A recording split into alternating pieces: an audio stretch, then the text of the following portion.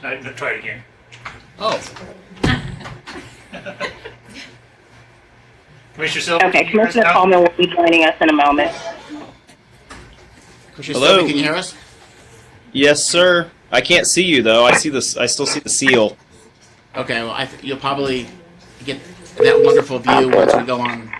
All right, Mayor Coleman is here. Oh, there you go. Okay. Okay. And Commissioner Kenny. Yes, Commissioner Kenny's here. All right.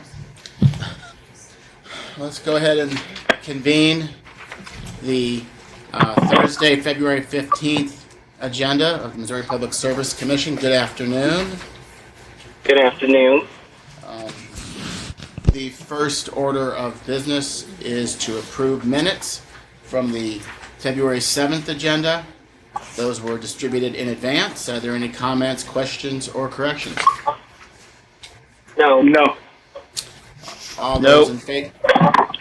All those in favor of approving those minutes, please indicate by saying aye. Aye. Aye. They are approved 5-0. We have one tariff in new order. It is in file number GR 2017-0134. It's in the matter of Empire District's PGA tariff filing. We have before us a draft order establishing ending ACA balances for the 2015-2016 period, with there being an under recovery in two areas and an over recovery in one. Staff offered some recommendations regarding policies and practices. Empire agreed to those policies and practices, and no other party submitted a position to the contrary. So I support the order as drafted. I will note, and I guess this is particularly for Commissioner Root, the discussion about hedging and the staff's request that the company reevaluate certain aspects of it, and as noted a moment ago, the company's willingness to do so. So I would assume that you would view that at least as progress, as do I. But Yeah, I wanted to comment on that as well. I was very encouraged to see that language in there, and wanted to thank staff for pursuing that to get more information on the mark-to-market survey. So I appreciate them doing that. I think that's a step in the right direction. any other commissioner with comments, questions? No. None. All those in support of that order, please indicate by saying aye. Aye. Aye. Aye. That is approved 5-0. Commissioner Coleman, may I affix your initials to the order? Yes, you can, Mr. Chairman. Thank you. Thank you. Thank you, Judge. We have next case discussion in the Spire rate case. This would be the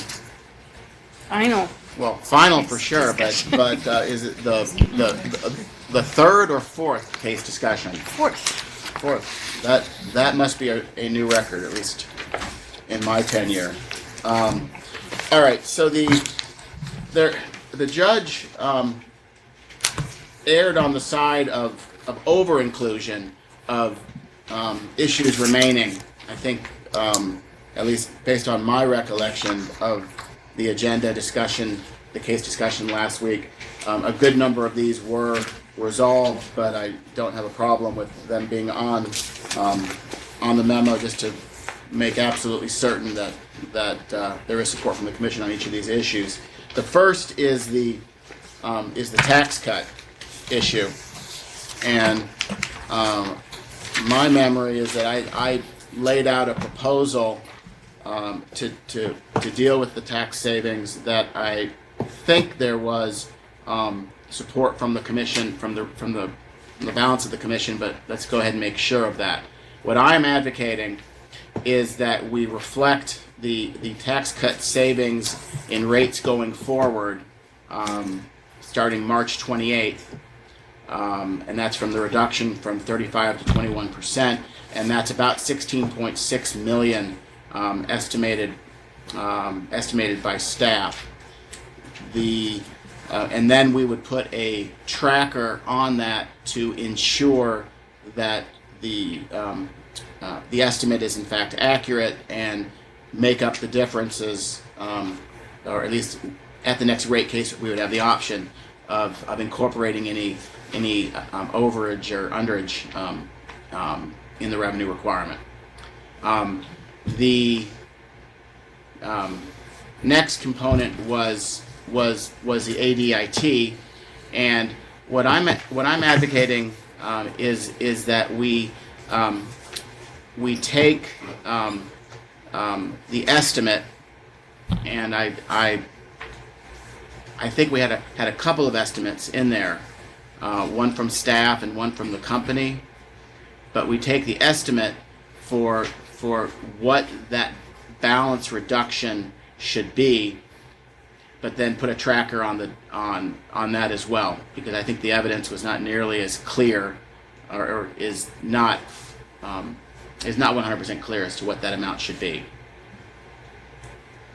And then concerning the increased property taxes, what I was proposing is for the amounts that are known and measurable, and I think that is the 1.3 million from 2017 and the just the 1.3 from 2017, and we offset the 16.6 by that amount. And then for the increased property taxes that are not known and measurable at as we sit here today, we put a tracker on that, and for consideration in the next rate case.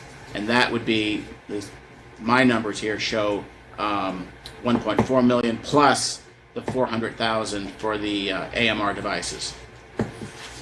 So that's my proposal to handle the federal corporate tax cut. Commissioner Kenny. Thank you, Mr. Chairman. Is the only deviation then from last week regard the accumulated deferred income tax? Yes. Where we were going to track it, but we add it and then track it also. Correct. Okay. Yes, I'm in complete support of that, Mr. Chairman. Thank you. Commissioner Root. Yeah, just to be in the spirit of compromise, as you know I like to be, Mr. Chairman, I would go along with that proposal. Excellent. Commissioner Coleman. I'm in agreement with that proposal, Mr. Chairman. Commissioner Silvey. Yes, I'll support that proposal. Okay. All right. So then,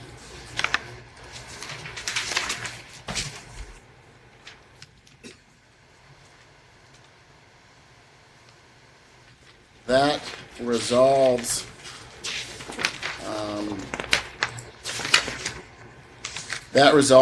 that issue that is on page 6 of our memo concerning what to do with the ADIC. Is that correct, Judge? That's correct. Okay. The AMR meters we've already discussed and resolved. The next is the capital structure. I continue to believe that it would be appropriate to use the consolidated capital structure that we previously determined. I think that for all the reasons that I raised the last time we brought this up, I think that's the most appropriate corporate or capital structure. Commissioner Kenny. Thank you, Mr. Chairman.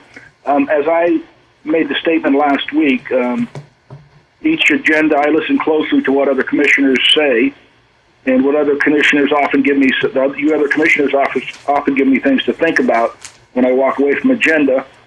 And in this case, 2 weeks ago, Commissioner Roop explained his position on capital structure, and Honestly, it echoed all my initial thoughts on capital structure, which included that the company had made a good argument to support its position. And so after agenda last week, I went back, reviewed all the testimony regarding capital structure, and I find the company's position to be the most persuasive. And let me explain why, Mr. Chairman. I reviewed Gorman's proxy group, and the average common equity for those companies was 49%, yet he offered a 47.2 in this case. But I was persuaded by the testimony of Glenn Buck for Spire, where he explains the historical treatment of capital structure and the changes that have occurred to make the situation different today than in the past. The CLEAD used to be made up almost of the entire holding company, so consolidated capital structure, which utility-specific capital structure, wasn't really an issue. Now the holding company has 5 utilities in 3 different states coming before 3 different public service commissions, and is also building an interstate pipeline that will be subject to FERC, a 4th jurisdiction.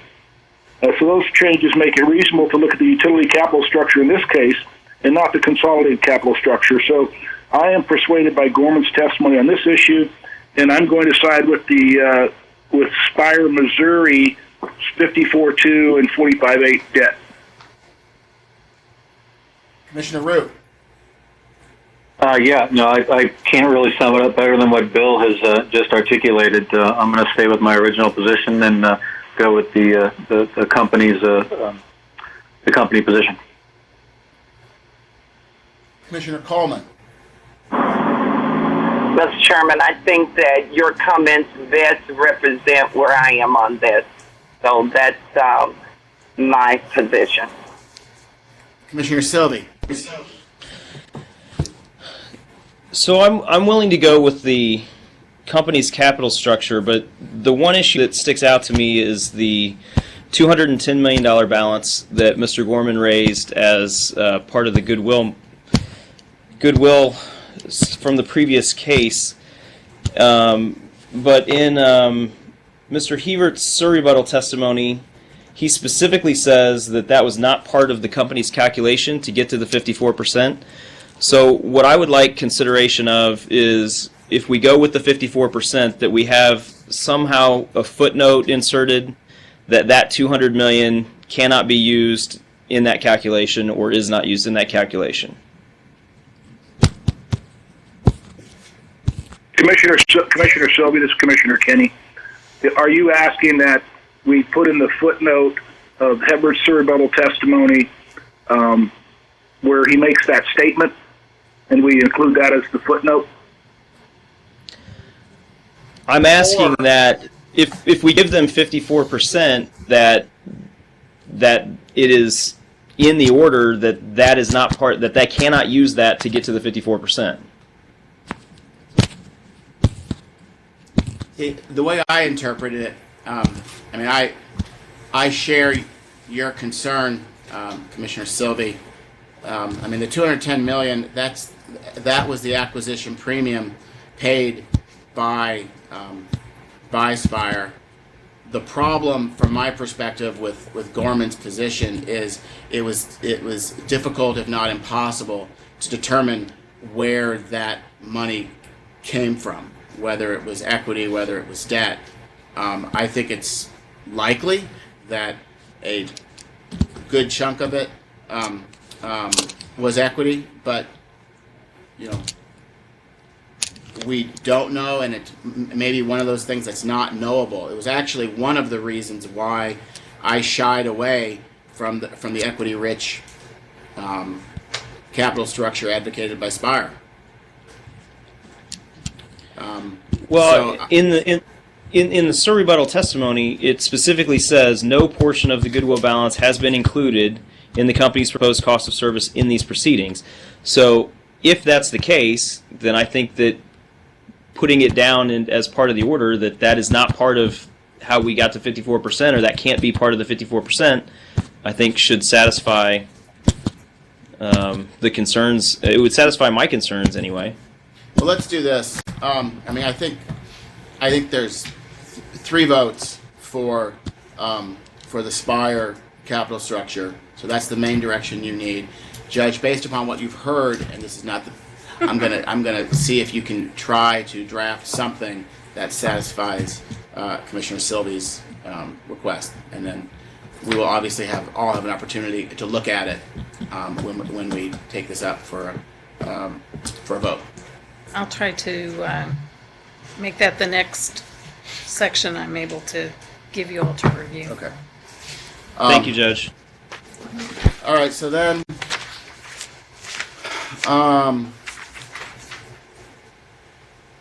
I think that resolves. So then I guess on cost of debt, we need to use Spire's actual embedded cost of debt. If that's the capital structure we're using, that's the cost of debt we should use. Is everyone in agreement with that? Yes, Mr. Chairman, the 4.123. Yes. Yes. Yes. Okay. So we've decided to exclude short-term debt, so that issue is resolved. Okay, the next issue is the gas inventory carrying charges. Our prior decision was that amount, those charges should be run through the PGA and not put in rate base. I have changed my opinion on this item. I think that in order to treat Spire like the other gas utilities and to make it consistent with how we've done in the past, we should go ahead and run it through rate base. The prior argument that staff made that resonated with me was that if we're going to do that, we have to have a separate short-term debt amount to cover the gas inventory carrying charges. But upon further reflection, I don't agree. I don't think that we should pick one item out of the costs of the expenses and determine whether that's debt or whether that's equity that's paying for it. The reality is we take all of the costs and then we use a weighted cost of capital, and that's what we should do for this one as well. So I've changed my personal view on that item and am now with the company. Commissioner Kenny. Well, when I went back and reviewed everything on the capital structure, I also looked at that, Mr. Chairman, and I too have changed my mind, and I'm with the company on that one also. And you eloquently expressed my opinion. I don't have to repeat it. Commissioner Root. Yeah, I'm in agreement. The company position, and to treat them like we treat all the other natural gas utilities that we regulate. Commissioner Coleman.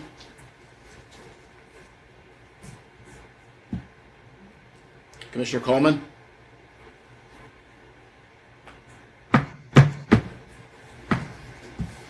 Okay, I'm sorry. Oh. Hard to click on. Sometimes getting off of mute is harder than dialing a phone number. So I support the company's position. Commissioner Sylvie. Yeah, it's unanimous. Okay. The next issue is the incentive compensation for employees. Though we have 5 items identified here, I think we only have one left that is unresolved, and that is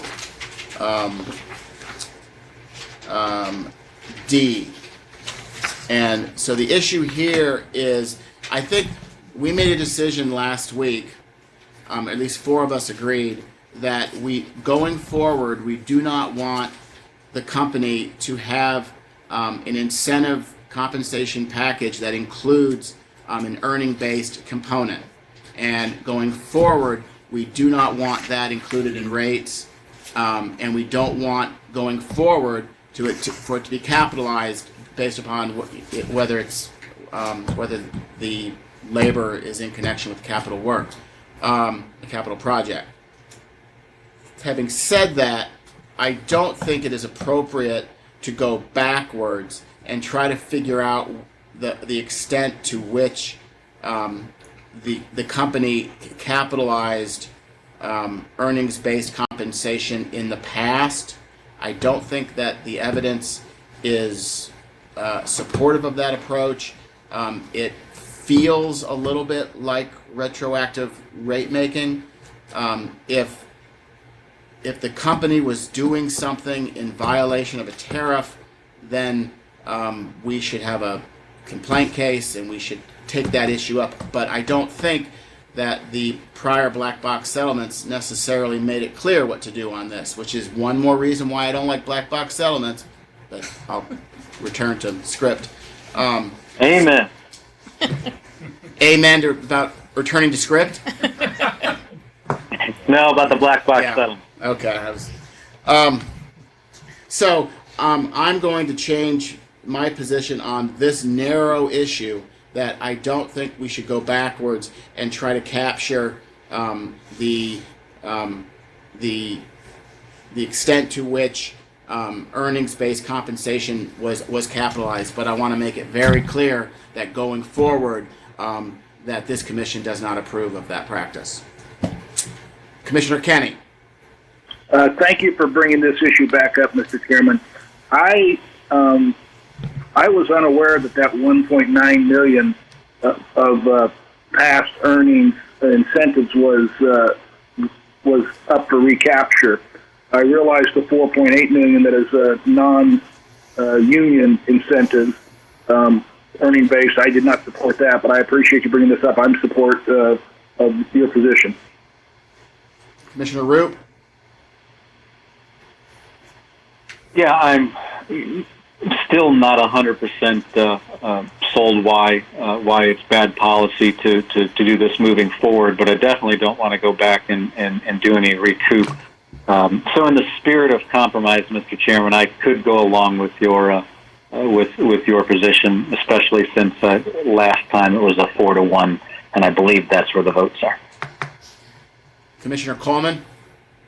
I think that you said it very well, Mr. Chairman, so I will support that position. Commissioner Sylvie. Yes, I'll support the chairman's position. Okay. I think that is the last issue that we have to resolve, is it not, Judge? I believe so, yes. Okay. So next week, we need to take this up for a vote? Yes. Okay. Thank you. And Judge Dipple, I want to say thank you. This is Mr. Chairman Kenny, or Commissioner Kenny. I just want to say thank you because I know this has been a lot of work. You've worked very hard to get us these memos, and even in bunches as we went along, because I know it's a lot of work, but we all appreciate it so much. Thank you very much. You're welcome. Thank you. All right. Our next case discussion concerns the staff report on Tax Cuts and Jobs Act of 2017. Ms. Dietrich, are you making the presentation? Sure. All right. When the commission opened the case, the staff and the commission had proposed a series of questions for the utilities to answer, and all the electric, gas, and Missouri American responded to those questions. They included estimated impacts of the tax reform, and basically they were all decreases to the revenue requirement, but the general theme in response to the questions was that any change has to be in a rate case. Staff compared the estimated impacts that the utilities provided to the annual reports of the companies, and we estimate that the reductions will be anywhere from 38% to 25.5%. Wait, I'm sorry. Say that again. The estimated impacts to revenue requirement based on the company estimates and also our comparison to annual reports would be 38 to 25.5%. That's the tax rate, not the rate either. Oh, Oh, okay. okay, I'm sorry. Thank you. Misread that, sorry. Okay, so staff's report discusses relevant financial impacts, and Marco Lichtschlager can provide a summary of the factors if there are any questions, but basically some of the things that we discuss in the report are the effects on ADIT and bonus depreciation. The report also includes a legal analysis, and Mr. Thompson's here to answer any questions if you have specific questions on that, but in general, the report highlights some legal issues for the Commission to consider, which include things such as, would it be single-issue rate making, retroactive rate making, can the Commission order the equivalent of a refund? Then we also talk about in the report the 1987 tax reform and how the Commission addressed that. The Commission at the time directed each utility to negotiate voluntary agreements with the parties reached stipulation and agreements, and the Commission approved those agreements and tariffs. So that's how it was handled in 1986. On the current tax reform, based on our analysis, our recommendations are that the Commission close the current case for utilities that are in with pending rate cases. That would be companies such as KCPL, GMO, Liberty, Midstate, Spire, Missouri American. We suggest that the Commission address the tax impact in those rate cases. For companies that don't have pending rate cases, Ameren Missouri Electric and Gas, Empire Electric and Gas, Summit, GMO Steam, and Veolia Steam, we recommend that the Commission open rate cases or cases designated as ours for rate cases to address the tax reform in that manner. For small water and sewer companies, their tax reform will be different than for the large companies. It depends on their tax structure and their corporate structure. So what we recommend is that the Commission open a separate docket that would be a water and sewer working docket, and the report has some specific questions to ask those types of utilities, and then we may have some other questions that we need to ask once we get kind of the general high-level response to the questions. The individual cases will allow the Commission to address the reductions on a case-by-case basis, consider any potential deferrals that may be needed depending on the circumstances, and then also address any effects of pending legislation that there have been discussions about tax reform in some of the pending bills. So that's a general overview, and we're happy to answer any questions. Well, first of all, thank you for the report. Obviously, a huge issue financially, and it's important that it's handled right. But it's also important that it's handled quickly, and so far so good. Well, first of all, I support the recommendation on closing this this file, this case, and opening up separate cases where there are for utilities where there's not a pending rate case. Can you give a little more specificity? And if you can't, I understand. Mm-hmm. Can you give a little more specificity as to what the show cause order you are recommending? What we had talked about was, in the previous case, like I said, the Commission directed the different interested parties to negotiate. Of course, the utility and the regulatory environment is different today than it was in the 80s, so we weren't sure that that approach would work. But just for the Commission to order a general rate case for everybody, we weren't sure about that alternative either. Staff didn't necessarily want to file complaints against everybody, so we thought the best approach would be an order that says show cause as to why whatever the tax impact would be for your company should not be just an immediate reduction in rates, but may be some other form of reduction or deferral as a manner of opening up the case and initiating the discussion. Okay. That makes complete sense to me. Before, any other commissioner with thoughts or comments or questions? I just wanted to say I thought the staff did a good job of putting together their summary and everything. It was very understandable and easy to read, and I thought they did a very good job putting it together. Thank you. Okay.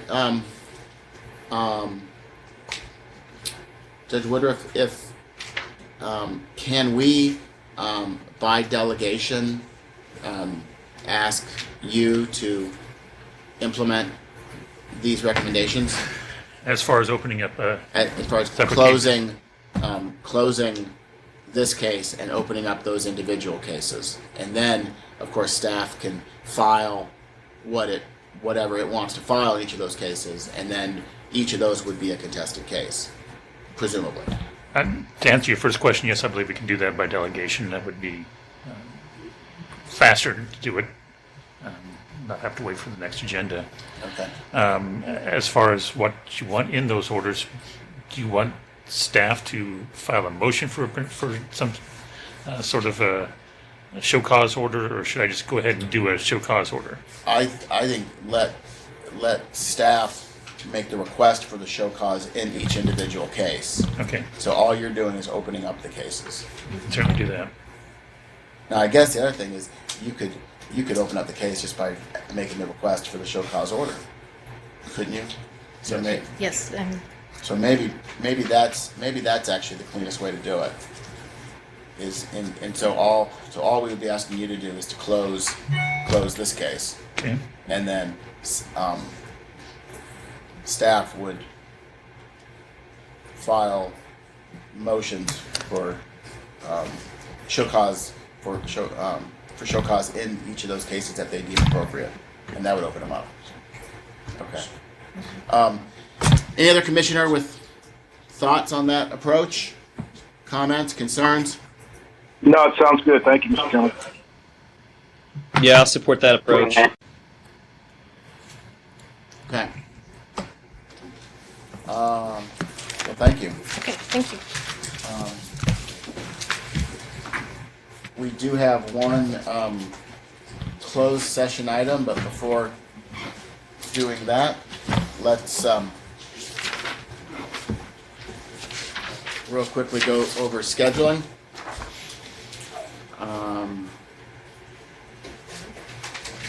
We have agenda scheduled next Wednesday at 9:30 with a are we doing that position for sure? They haven't given us their new version.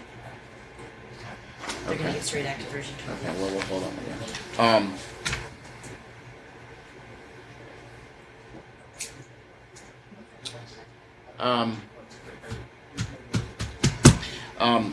Thursday and Friday, we have an evidentiary hearing in Gascony Water Company rate case.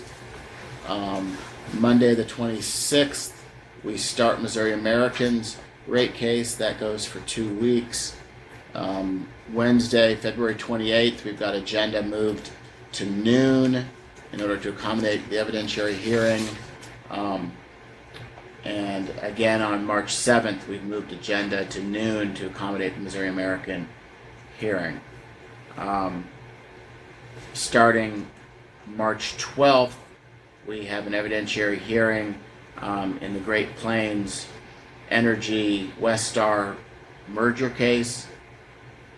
That goes, it's currently scheduled for that whole week. Let's consider moving agenda on the 14th to noon to accommodate that hearing, but let's hold on doing that. I think we may have a little more insight on whether or not that hearing is going to take as many days as we have it scheduled for. And that gets us through the middle of March. All right. I will now entertain a motion to go into closed session under 610.022 sub 2 and 021 sub 1 for litigation. Commissioner Kenny moves. Moved I'll by second it. Commissioner Kenny, seconded by Commissioner Root. All those in favor, please indicate by saying aye. Saying aye. Aye. Aye. Aye. Aye. That's approved 5-0. Can we stay on the phones, or do we need to call back? We might want to call back in. I didn't keep track of of everyone who dinged in. So Okay. let's. I'll call back. All right. Mr. Thank Chairman. Mr. Chairman, Yes. as you can see, my 11-year-old daughter's over here on her headphones. Hi, Would you this like is me to move Charlene Ketchum. this? That's fine. Well. Okay. Technically. Yeah. Technically, she I mean that's fine. Okay, well, I'll be right back. I mean, it's. Yep. There's an That's argument why I asked. that you got an attorney-client waiver when you have non-attorneys in the conversation. So. Rainbow, right? Yep, that's fine. I'll be right back. I'm going to take her to the other office. Okay.